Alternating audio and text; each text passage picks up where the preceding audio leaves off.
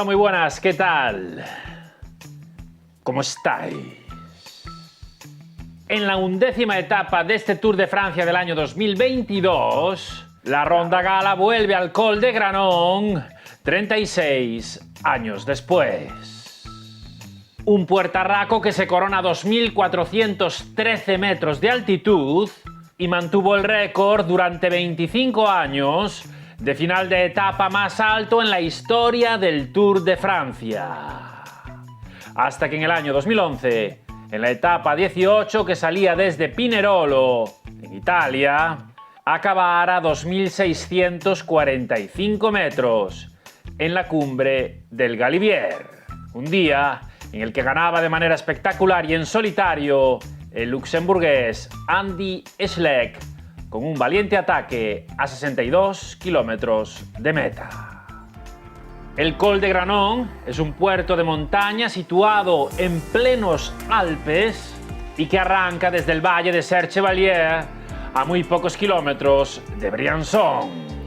11 kilómetros y medio desde la localidad de Saint-Chaffré, un ascenso de 1.059 metros verticales por una carretera estrecha, durísima y con una pendiente media que supera el 9% y muchos tramos rondando el 13%. Arriba, en la parte final del puerto, se puede ver una base militar francesa que tiene su origen en los años 30 y fue construida para evitar el avance de la Italia fascista de Mussolini, y aún a día de hoy podemos ver varios restos de estas construcciones. Posteriormente, años después, esta zona militar fue ampliada para realizar maniobras el ejército francés. Y si queréis ir hasta ahí, hasta las alturas de Serre-Chevalier, a pasar la tarde, el Col de Granon está aquí, ¿veis? Muy cerquita de la frontera con Italia. Muy bien ahí, Col de Granon. Muy bien. Y la primera y única vez que una etapa del Tour de Francia finalizó aquí arriba fue en la etapa 17 del Tour de Francia de 1986. Etapa de 180 kilómetros con salida en Gap y en la que también se subían el Col de Vars y el Izoard. Estábamos en el domingo 20 de julio y el ciclismo se despertaba con la triste noticia del fallecimiento del primer gran capo de la historia del ciclismo, Alfredo Binda, ganador de 5 Giros de Italia y 3 mundiales, entre muchos otros logros en los años que iban entre la Primera y la Segunda Guerra Mundial, y posteriormente director de la selección italiana en los Tours de Francia ganados por Fausto Coppi y Gino Bartali. La Gioconda, como era conocido este ciclista por su elegancia y por esa sonrisa perpetua, fallecía en Italia, en su Sitiglio natal, en la provincia de Varese, a los 83 años. A esta etapa 17 de la que vamos a hablar, Bernard Hinault llegaba como líder de la carrera. Iba camino de su 6º Tour de Francia, aunque tenía revuelto el gallinero, pues su compañero de equipo, el californiano Greg LeMond, parecía tener más piernas que él, como finalmente se demostró. Y ahora vamos con una curiosidad. En esta época estábamos en plena lucha por conseguir las Olimpiadas de 1992. Esas Olimpiadas que finalmente se llevó la ciudad de Barcelona. Perdón por el spoiler. Y aún por esas fechas mantenía una lucha encarnizada con las ciudades de Ámsterdam y París. Y en este tour se podía ver a los equipos holandeses con pegatinas pegadas en los coches con el emblema de Ámsterdam 92. Y los franceses regalaban camisetas al público asistente con el lema de París 92. De Gap salían 152 corredores a las 10 de la mañana. Y en el kilómetro 32, en un puerto de tercera, Eduardo Chozas salía a la rueda de Lucho Herrera, que sprintaba para puntuar, y aprovechando esos metros, se marchaba en solitario, lanzándose en el descenso y aquí, ojo a esto, faltaban aún 160 kilómetros para meta. Atrás se produjo un parón y el corredor madrileño del equipo Tecca comenzaba a aumentar la diferencia y coronó el Col de Bars con casi 17 minutos sobre el pelotón.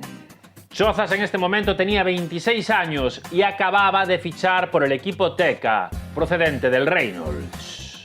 El año anterior, en 1985, había ganado su primera etapa en el Tour de Francia, también en fuga, y estamos hablando de la etapa 15, aquella etapa 15 con final en Aurillac. Atrás en el pelotón comenzaban los ataques y se formó un grupo de 8 corredores que poco a poco iban arañándole terreno. Y ahí, coronando Lizoar, la diferencia cuando faltaban 48 kilómetros para meta y el Col de Granón ya estaba en 10 minutos y 43 segundos. Parece mucho tiempo, pero Eduardo Chozas ya llevaba más de 100 kilómetros en fuga, en un día de calor intenso, subiendo y bajando puertos por los Alpes. Y así llegábamos a pies del Granón con ese grupo intermedio en el que el colombiano del Reynolds, Samuel Cabrera, era el hombre más activo y el pelotón de favoritos comenzaban la ascensión a unos 15 minutos. Pero no podíamos cantar victoria. Los desfallecimientos y las pájaras en esa época estaban al orden del día. Y más aún subiendo un puerto de semejantes porcentajes y con los desarrollos de esa época. Ese día, Eduardo Chozas subió semejante puerto con un 41 delante de plato y un 24 atrás. Y ese 24, una corona de aluminio de la marca Campagnolo, era suyo, particular, y lo llevaba consigo en la maleta para utilizarlo en las etapas de montaña. Eran otros tiempos.